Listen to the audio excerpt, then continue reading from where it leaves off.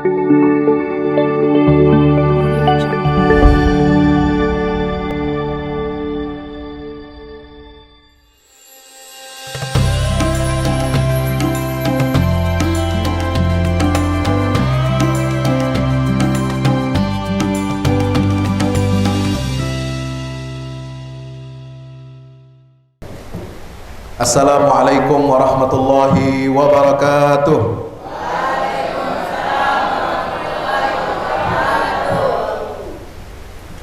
Alhamdulillahi rabbil alamin. Wassalatu wassalamu ala rasulillahil amin wa ala alihi at-tayyibin at-tahirin wa ala ashabihil ghurril mayamin. Allahumma salli wa sallim wa barik ala nabiyyina Muhammad wa ala alihi wa sahbihi ajma'in, amma ba'du. Subhanaka la ilma lana illa ma 'allamtana innaka antal alimul hakim. Rabbi zidni ilma warzuqni fahma. Hadaratul mukarramin yang terhormat, yang kami hormati para alim ulama, para tokoh masyarakat, cerdik cendikia,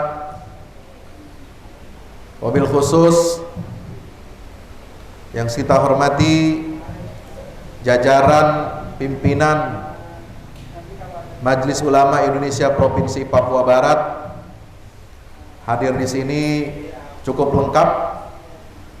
Ada ketua umum, ada sekretaris umum, ada ketua dewan pertimbangan, juga tentu saja ketua panitianya sekaligus ketua komisi dakwah, MC-nya juga sekretaris komisi dakwah. Jadi semua lengkap. Alhamdulillah. Mari kita bersyukur, memanjatkan puja-puji syukur kita kehadirat Allah Jalla Jalaluh. Pada malam hari ini kita dapat bersilaturahim, bertatap muka, berkumpul di ruangan masjid Pondok Pesantren Hidayatullah Papua Barat. Alhamdulillah,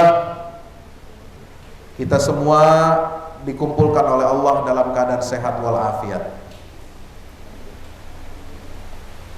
Kita dikumpulkan oleh Allah dengan ikatan cinta,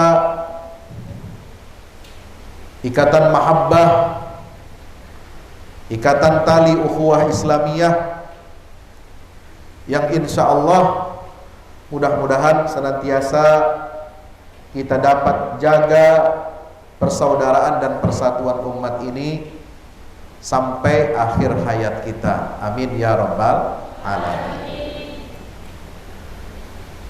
Salah satu bentuk persaudaraan dan persatuan umat ini adalah berkumpulnya tokoh-tokoh,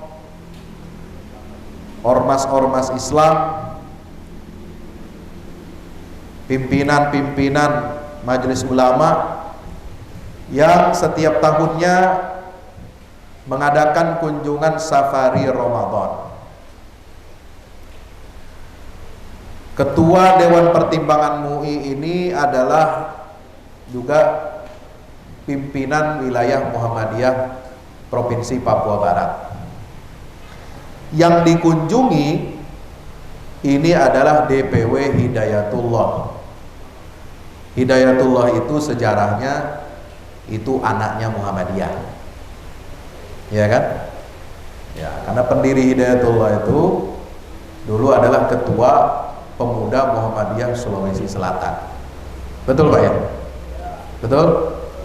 Ya, saya tidak jumpa sama beliau tapi saya tahu sejarahnya. Ada istilah dari pimpinan Muhammadiyah Sulawesi Selatan itu, ada dua organisasi yang lahir dari Muhammadiyah. Satu Hidayatullah, itu lahirnya di Sesar. Satu lagi Wahdah Islamiyah, itu lahirnya agak sungsang. Sama-sama lahir dari Muhammadiyah. Tapi Muhammadiyah ini tidak iri tidak merasa kesal, tidak merasa dongkol ada lahir organisasi massa Islam di luar Muhammadiyah, padahal sama-sama berasal dari rahim Muhammadiyah. Demikian pula kita harapkan persatuan umat ini akan terus tumbuh, persaudaraan ini akan terus berkembang. Yang penting jangan sampai ada Majelis Ulama Indonesia Perjuangan. Kenapa Pak? Sama kayak PDIP ya? Ya, jangan sampai MUI ini sudah susah payah kita jaga, susah payah kita menegakkan marwahnya, jangan sampai lagi nanti pecah gara-gara urusan politik. Karena berat sekali membangun ukhuwah dan persatuan umat ini di bawah koordinasi dan payung bersama umat Islam yang namanya Majelis Ulama Indonesia.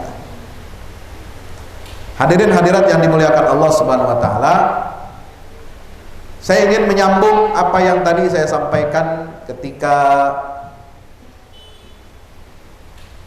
ceramah menjelang berbuka puasa.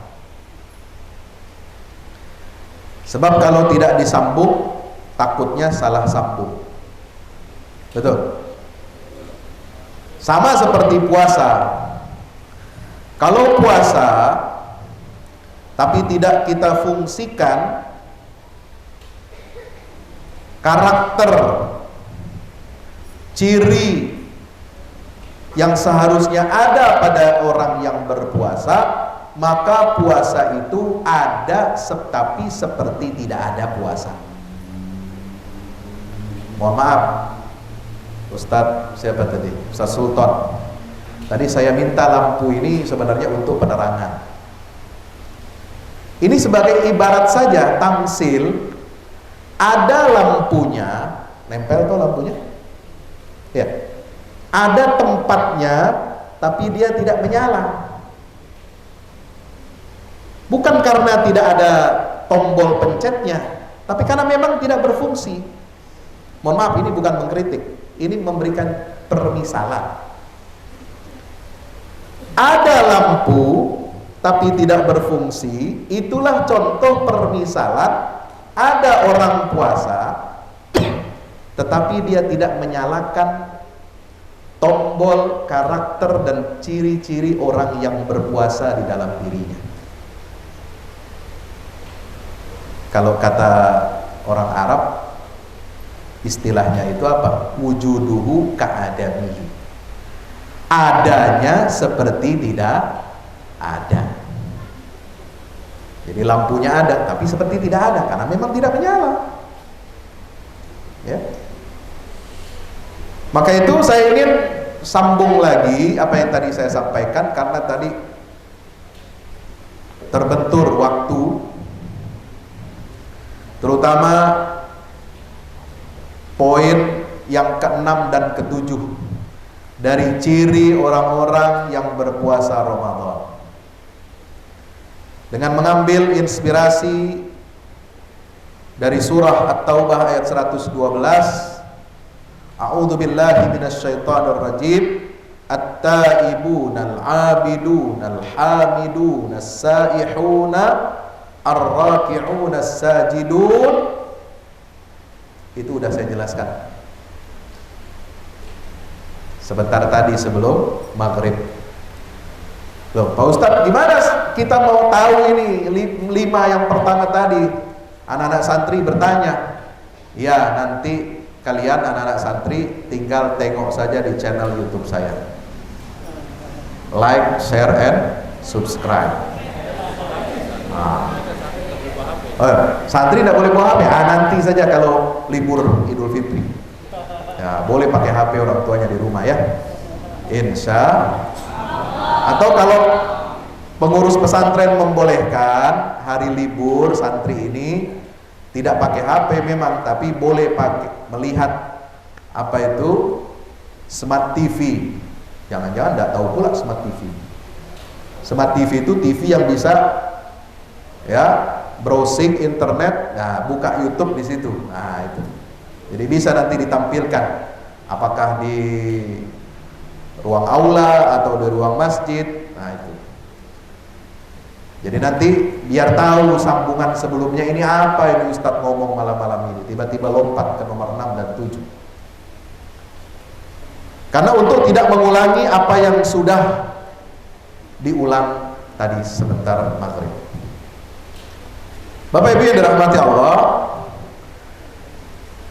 sifat yang keenam yang harus kita aktifkan dalam diri kita sebagai hamba-hamba Allah yang bertakwa kepada Allah, yang berpuasa di siang hari dan qiyamul lail di malam hari bulan suci Ramadan, ini sangat penting sekali, yaitu kita harus memiliki karakter apa? Al-amiruna bil ma'ruf wan nahuna 'anil munkar. Harus punya karakter amar ma'ruf dan nahi munkar. Mengajak orang untuk berbuat baik dan mencegah orang dari berbuat kemungkaran. Insya Allah.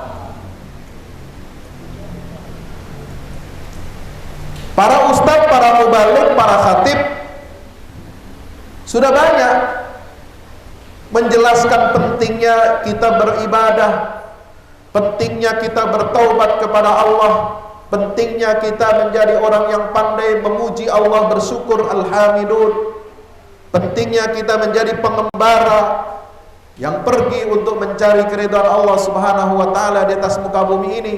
Pentingnya ruku dan sujud sudah banyak. Tetapi kekurangan dan kelemahan kita umat Islam ini, kata Imam Hujjatul Islam Abu Hamid Al-Ghazali, kita umat Islam ini kenapa terpuruk? Kenapa dia tidak menjadi khairul ummah, umat yang terbaik?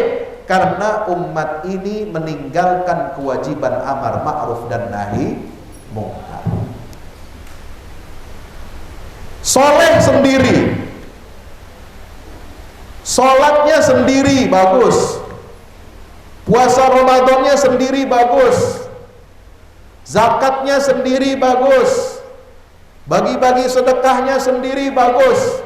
Nanti biasanya menjelang Idul Fitri, ya biasanya ada disorot oleh media televisi, orang-orang kaya membagikan sedekah, masyarakat antri sampai terinjak-injak. Nah biasanya jadi rame nanti.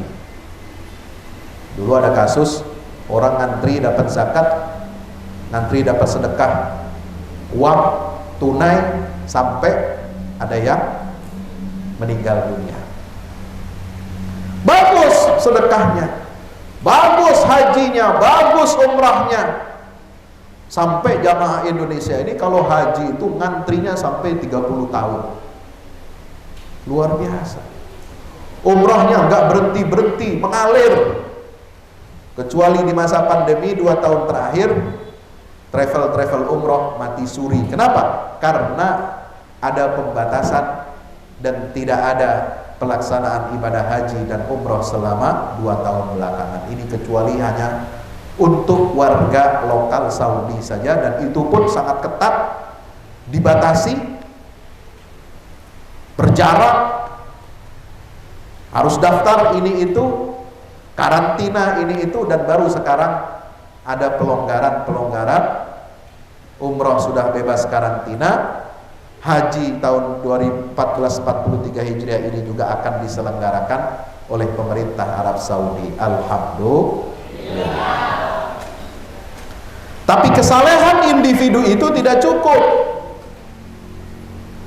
Kesalehan itu harus melahirkan kebaikan bagi masyarakat luas. Inilah yang difungsikan dan diperankan oleh kewajiban amar ma'ruf dan nahi munkar. Makanya Imam Abu Hamid Al-Ghazali mengatakan, al-amru bil ma'ruf wan nahyu 'anil munkar itu adalah qutbuddin. Ini adalah kutub agama yang terbesar. Kutub agama yang terbesar. Ini adalah kompas kehidupan umat Islam ini yang paling agung. Ya. Kalau umat Islam ini sudah meninggalkan amar ma'ruf dan nahi mungkar, maka umat Islam ini tinggal menghitung hari, tinggal menghitung jam untuk hancur dan binasa. Bukan karena Allah meninggalkan umat Islam, tetapi mereka akan mendapatkan ujian, fitnah dari Allah Subhanahu wa ta'ala ketika umat Islam ini meninggalkan kewajiban amar ma'ruf dan nahi mungkar. Maka Allah akan kirim, Allah akan utus orang-orang kafir untuk menguasai kehidupan kaum muslimin. Itulah yang kita saksikan pada saat hari ini. Kenapa umat Islam mayoritas, banyak penduduknya, haji mengantri 30 tahun, potensi zakatnya luar biasa. Kalau puasa bulan Ramadan, syiar Ramadannya Masya Allah luar biasa. Apalagi kalau sudah mudik, ya. Ini aturan bepergian saja keluar kota, keluar negeri berubah-ubah gara-gara mudik. Saya sudah senang kemarin pergi ke Turki, tidak ada karantina, tidak ada PCR. Pergi ke Manokwari ada antigen, bos. Berubah lagi aturan. Kenapa? Gara-gara mudik. Dibatasi lagi semua orang ini. Kecuali yang sudah ada booster vaksin ketiga. Alamak, saya bilang ke istri saya, wah, pulang dari Manokwari ini saya harus vaksin yang ketiga ini, booster, sebab saya jadwal lagi banyak lagi keluar kota dan nanti habis lebaran lagi mau keluar negeri lagi. Masya Allah, ini aturan berubah-ubah. Ya. Macam mak-mak saja kalau bawa motor, tidak tahu sen kiri ke kanan, ya, tiba-tiba belok kiri belok kanan, kita tidak tahu. Itu hebatnya mak-mak, the power of mak-mak, ya. Itu yang di belakang itu hebat semua itu. Ya. Kalau dia yang melanggar, kita yang disalahkan. Ya, selalu benar mak-mak itu, tidak ada salahnya. Apalagi bapak-bapak di rumah, ya. Ya. Jadi Bapak Ibu yang dirahmati Allah, umat Islamnya banyak, mayoritas, tetapi luar biasa. Kita mengalami ujian, cobaan, fitnah di sana sini. Justru Islam dipojokkan, umat Islam dijelek-jelekkan, ulama dikriminalisasi. Ada segelintir orang Islam mengaku Islam tapi menghina ulama, menghina ormas Islam, menjelek-jelekan Majelis Ulama Indonesia, mengadu domba antar umat beragama. Ada lagi yang mantan Islam, ya, mantan Islam, bukan mantan nabi, bukan mantan gubernur, mantan Islam. Jadi pendeta menghina-hina umat Islam, menghina-hina ajaran Islam, bahkan minta supaya Menteri Agama, nah, yang diminta Menteri Agama pula, kan? Minta Menteri Agama supaya menghapus 300 ayat Al-Quran. Memangnya Menteri Agama ini Tuhan, kan? Yang bisa menghapus Al-Quran. Karena ayat-ayat itu radikal, karena ayat-ayat itu memicu terorisme, memicu intoleransi, katanya. Ini terjadi di negeri yang mayoritas beragama Islam. Kalau itu terjadi di Amerika, kita tidak heran. Kalau terjadi di Australia, di Selandia Baru, seperti Selandia Baru itu tahun berapa? 2019, ketika sholat Jumat umat Islam ditembaki, ya, diberondong peluru oleh orang gila, ya, teroris itu kita bisa paham karena mereka ini sudah belajarnya, lahirnya dari kecil memang diajarkan anti kepada Islam, tidak ramah kepada Islam, tidak toleran kepada umat Islam. Tapi kalau itu terjadi di negeri yang beragama Islam ini adalah musibah. Itulah fitnah. Wattaqu fitnatan la tusibanna alladziina zalamu minkum khassah. Allah berpesan dalam surat Al-Anfal, takutlah kamu wahai umat Islam akan terjadinya fitnah yang tidak hanya menimpa kepada orang-orang zalim saja di antara kamu, tapi fitnah itu juga bisa menimpa umat Islam yang soleh. Orang Islam soleh bisa kena fitnah. Orang Islam yang baik bisa kena fitnah, bisa kena musibah. Beragama di negeri yang mayoritas beragama Islam jadi fitnah. Tuduh sana, tuduh sini. Pesantren Hidayatullah masuk daftar pesantren radikal. Ya, ada itu. Saya baca di PowerPoint-nya BNPT. Makanya saya tadi tanya di sini, Pak Ustaz, ini masuk Papua Barat ini masuk tidak? Radar BNPT pesantren radikal Hidayatullah ini. Tidak tahu Ustaz, baru tahu dari saya. Ya, makanya harus banyak baca Pak. Ya, jangan kita ini merasa aman-aman saja, jangan-jangan ini sudah masuk radar. Ya. Nanti MUI buat acara di sini nanti dipertanyakan lagi sama BNPT.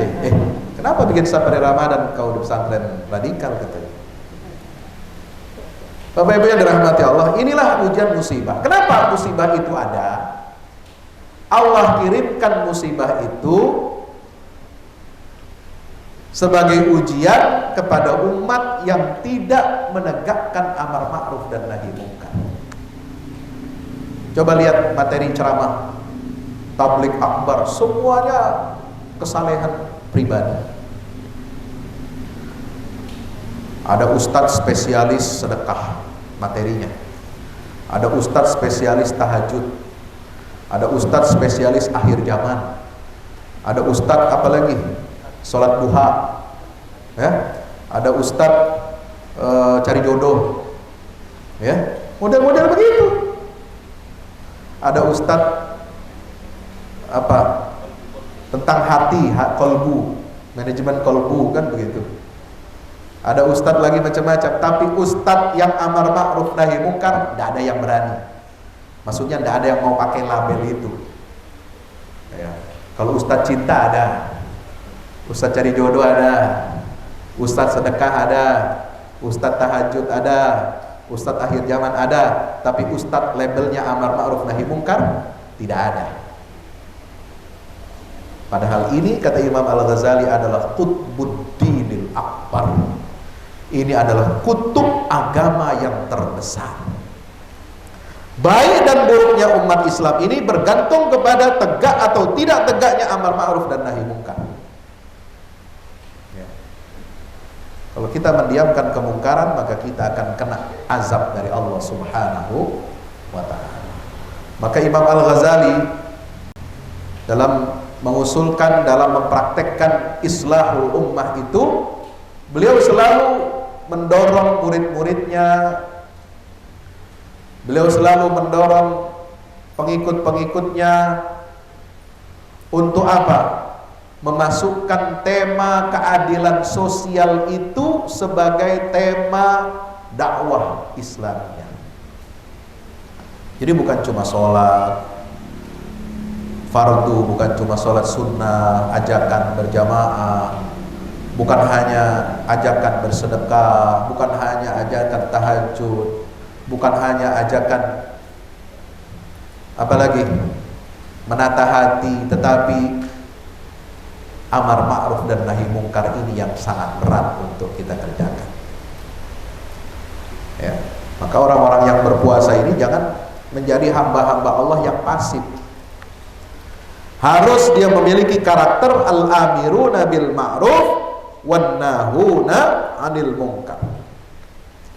Termasuk amar ma'ruf nahi munkar dalam ekonomi. Mohon maaf Pak Ketua MUI, ya, Ketua Hidayatullah, Ketua Muhammadiyah, ini ekonomi syariah di Indonesia itu kebanyakan hanya bicara bank lagi, bank lagi.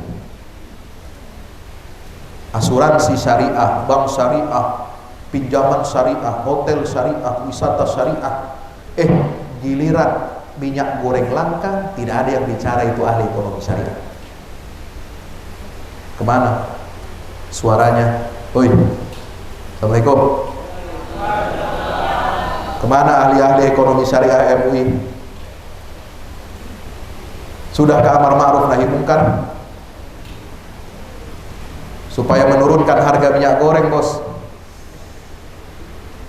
Jangan nanti bikin Indomie goreng tidak pakai minyak. Tidak enak mie goreng tidak pakai minyak. Mie garing namanya, bukan mie goreng.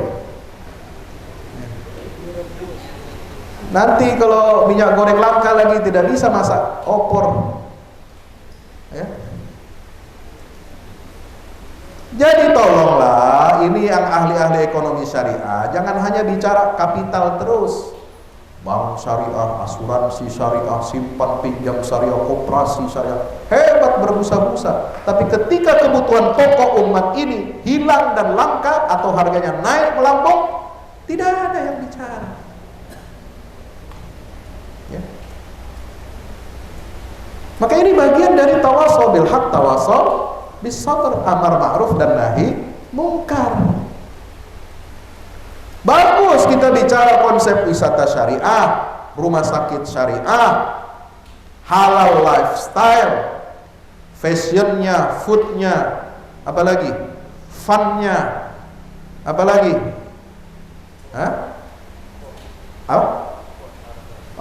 sportnya, olahraganya, semua serba syariah, boleh, bagus. Tapi jangan lupakan, itu hanya kebutuhan orang-orang kelas menengah ke atas. Bicara uang, bicara hiburan, bicara makanan, kuliner, itu kebutuhan orang-orang menengah ke atas. Coba lihat, kebutuhan rakyat kebanyakan menengah ke bawah, mereka masih mencari selisih harga di pasaran, masih ngurusi perut. Bagaimana perut yang lapar ini bisa ibadah dengan baik? Bagaimana perut yang lapar ini masih mencari selisih harga minyak goreng? Ya kan, ada di TikTok itu. Ibu-ibu senang. Sudah dapat nih di supermarket ada minyak goreng banyak, tapi pas ngeliat harga, mundur dia. Tidak jadi beli. Ya. Tidak mungkin orang yang kelaparan, yang masih mencari selisih harga bahan pokok, kemudian mau diajak berpikir, diajak beribadah dengan baik. Tidak mungkin. Murid-muridnya Nabi Isa saja masih minta makanan turun dari langit. Kurang dekat apa muridnya Nabi Isa itu dengan Allah? Kurang dekat apa muridnya Nabi Isa itu dengan Nabi Isa alaihissalam? Kurang solehnya apa dia? Al-Hawariyun, tapi masih minta memohon kepada Nabi Isa, hal yastati'u rabbuka yunazzila alaina ma'idatan minas sama takunu lana idan li awwalina wa akhirina wa ayatan mink warzuqna wa anta khairul raziqin. Ya. Masih minta hidangan turun dari langit. Tidak cukup makan papeda, tidak cukup makan sayur apa itu tadi, enak itu, sahur talas ya? Daun apa tadi? Tagas. Ya. Tidak cukup makan ikan-ikan segar di Manokwari, di Kaimana. Tidak cukup, mereka masih minta hidangan dari Allah turun dari langit. Ya. Untuk apa? Supaya hati mereka tenang, beribadah, bertauhid kepada Allah Subhanahu wa ta'ala. Jadi jangan bicara ikhlas. Ayo ikhlas beribadah, mukhlishina lahuddin, tapi perutnya masih lapar. Tidak bisa, masyarakat rakyat kecil tidak bisa diajak begitu. Harus kita kasih solusi. Orang kelaparan, apa solusinya? Orang miskin, tidak berkecukupan, masih melihat berapa selisih harga. Ayo kita penuhi kebutuhannya. Kita turun, bikin pasar murah, sembako murah, operasi pasar, kerjasama Majelis Ulama Indonesia dengan pemerintah Provinsi Papua Barat, insya Allah. itu baru nanti orang kecil nanti memandang, wih, MUI luar biasa. MUI ternyata bisa menurunkan harga minyak goreng. Ya. Padahal menterinya dimarahi sama Pak Jokowi. Kenapa kau naikkan harga minyak goreng? Jangan ngomong-ngomong dulu ke rakyat. Menaikkan harga Pertamax tidak ngomong dulu ke rakyat. Sebenarnya naik juga itu. Tapi cuma caranya, bagaimana, kenapa tidak tahu alasannya, kan begitu. Bapak Ibu yang dirahmati Allah, maka amar ma'ruf nahi mungkar ini harus kita lakukan dengan sebaik-baiknya. Amar ma'ruf dengan cara yang ma'ruf, nahi mungkar dengan cara yang tidak mungkar. Ya.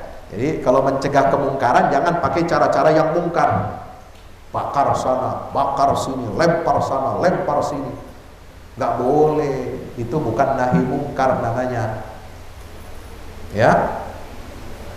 Itu namanya bikin kerusuhan. Kalau bikin kerusuhan, nanti turun Brimob, Polda Papua Barat, nangkap-nangkapi. Nah, ini repot nanti urusannya. Sampaikan amar ma'ruf nahi mungkar itu langsung kepada pemerintah, gandeng tangan pemerintah, cegah tangan pemerintah dari berbuat keji dan mungkar, termasuk kemungkaran dalam ekonomi, kemungkaran dalam sosial, kemungkaran dalam politik. Kita tugas ulama adalah memberikan tausiah, nasihat, dan amar ma'ruf nahi mungkar.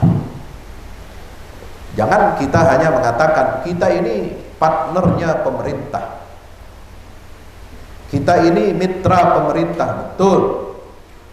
Tapi pemerintah, mitra yang baik, teman yang baik, shadiqul hukumah yang baik itu adalah ketika kita melihat ada kemungkaran, maka teman yang baik itu harus mencegah, mengambil tangan pemerintah itu supaya tidak melakukan kemungkaran, insya Allah.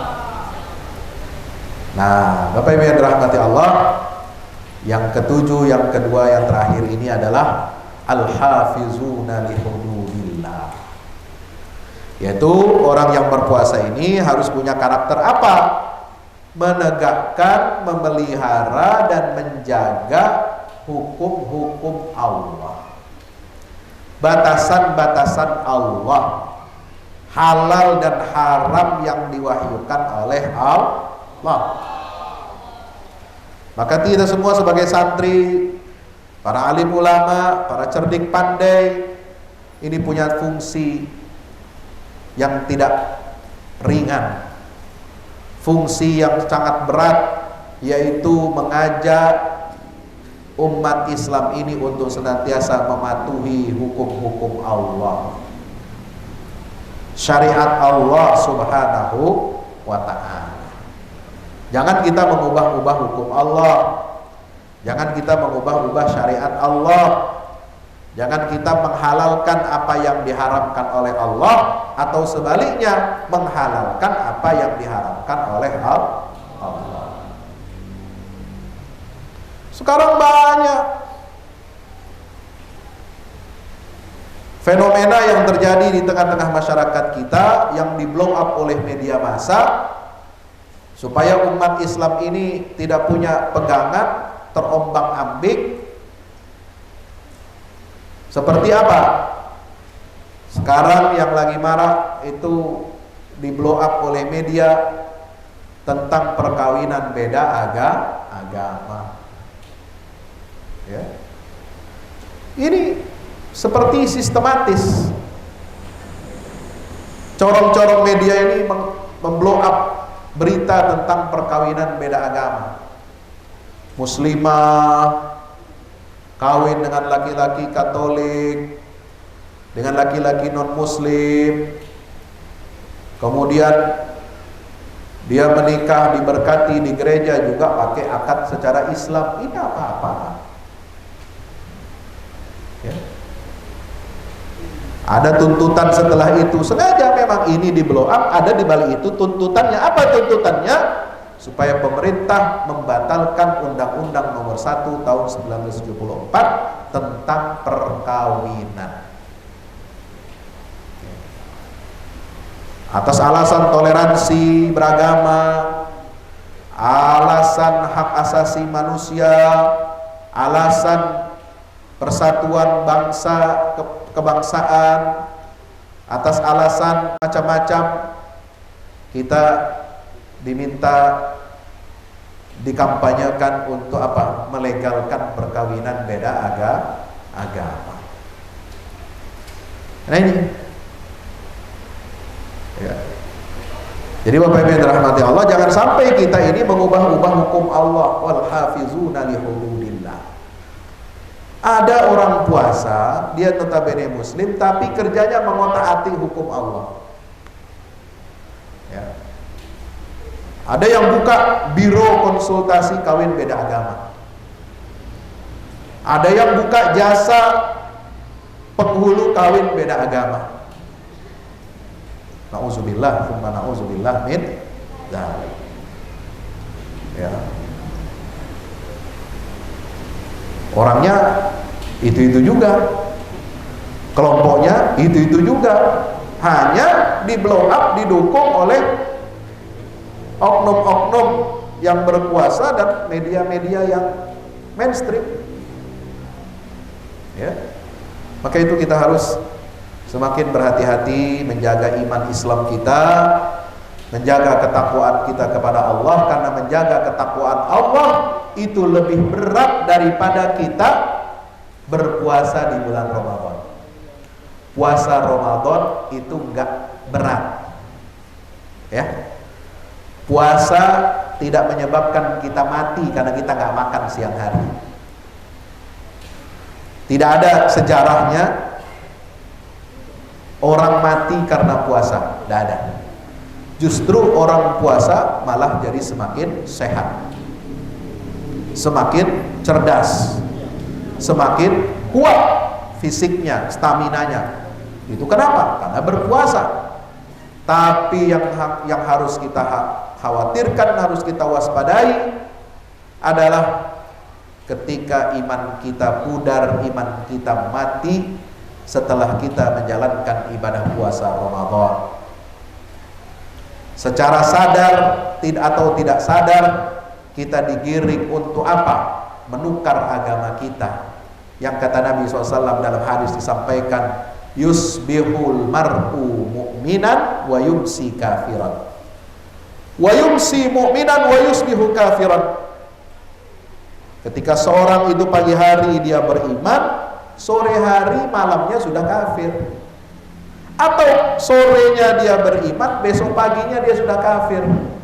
Kenapa kata Nabi SAW? Yabi'u dinahu bi'aradin minad dunya. Dia telah menjual agamanya dengan sejumput harta dunia yang tidak ada harganya di mata Allah Subhanahu wa ta'ala. Maka ayo adik-adik semua yang tafaqquh fiddin, belajar di pesantren Hidayatullah ini, mari kita perkuat benteng pertahanan umat Islam di pesantren-pesantren, di masjid-masjid, di kampus-kampus. Karena itulah musuh-musuh agama ini akan menyasar apa? Masjid, pesantren, dan kampus. Mereka akan melemahkan pengkaderan Islam di 3 titik strategis ini. Makanya ada label pesantren radikal, ada label masjid radikal, ada label apa lagi? Kampus radikal. Untuk apa? Itu semua untuk melemahkan pengkaderan umat Islam. Karena yang akan menjadi pemimpin di republik ini, calon-calon pemimpin di republik ini adalah mereka yang memiliki karakter dan integritas, mereka yang dididik di masjid, mereka yang dididik di kampus yang islami, dan mereka yang pernah mengenyam pendidikan pondok pesantren. Itu target jangka panjangnya. Maka ayo kita semuanya introspeksi, muhasabah.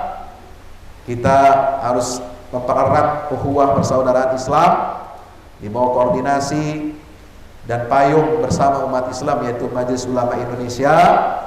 Dalam hal ini di sini adalah Provinsi Papua Barat, ini mengikat simpul-simpul tali-tali umat Islam ini agar semakin kuat, agar semakin erat, agar semakin harmonis. Jangan sampai kita semua ini diadu domba hanya karena untuk kepentingan-kepentingan dunia yang fana ini. Aku qouli hadza, astaghfirullah li wa lakum. Terima kasih atas perhatiannya dan mohon maaf atas segala kekurangannya. Mudah-mudahan saum Ramadan mengantarkan kita untuk menjadi orang-orang yang bertakwa secara individu dan bertakwa secara sosial. Amin ya rabbal alamin. Wassalamualaikum warahmatullahi wabarakatuh.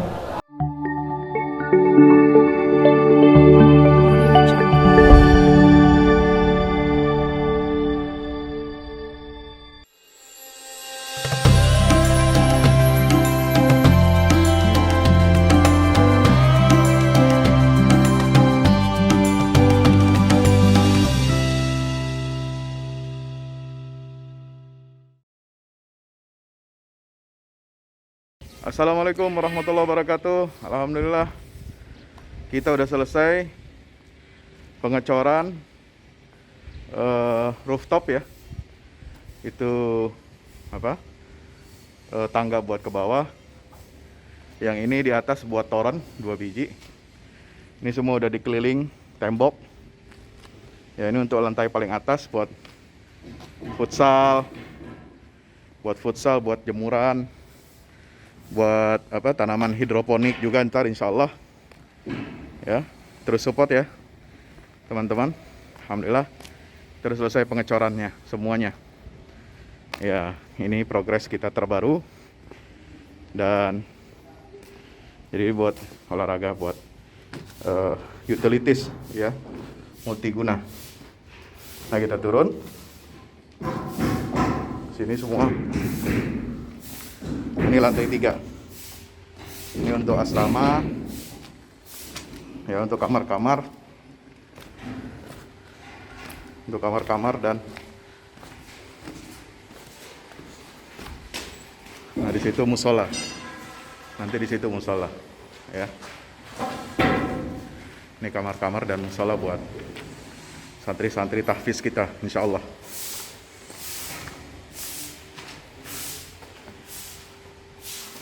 Nah, ini lantai 2 kita turun.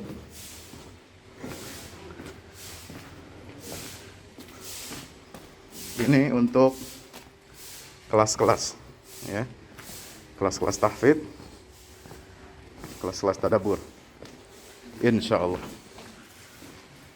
mau udah jadi. Alhamdulillah dengan dukungan antum semua. Nah, tinggal ke bawah, di sini buat aula.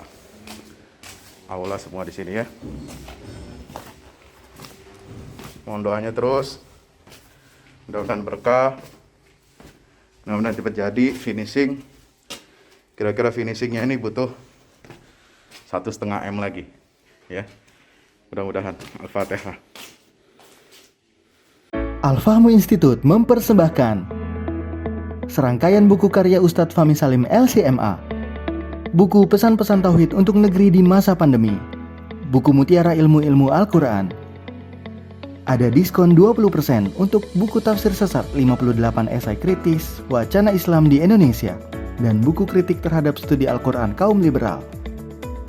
Anda dapat memesannya melalui layanan WhatsApp di nomor 0877 063 7192 dengan format pemesanan ketik nama, alamat lengkap, nomor handphone, dan jumlah buku yang diorder.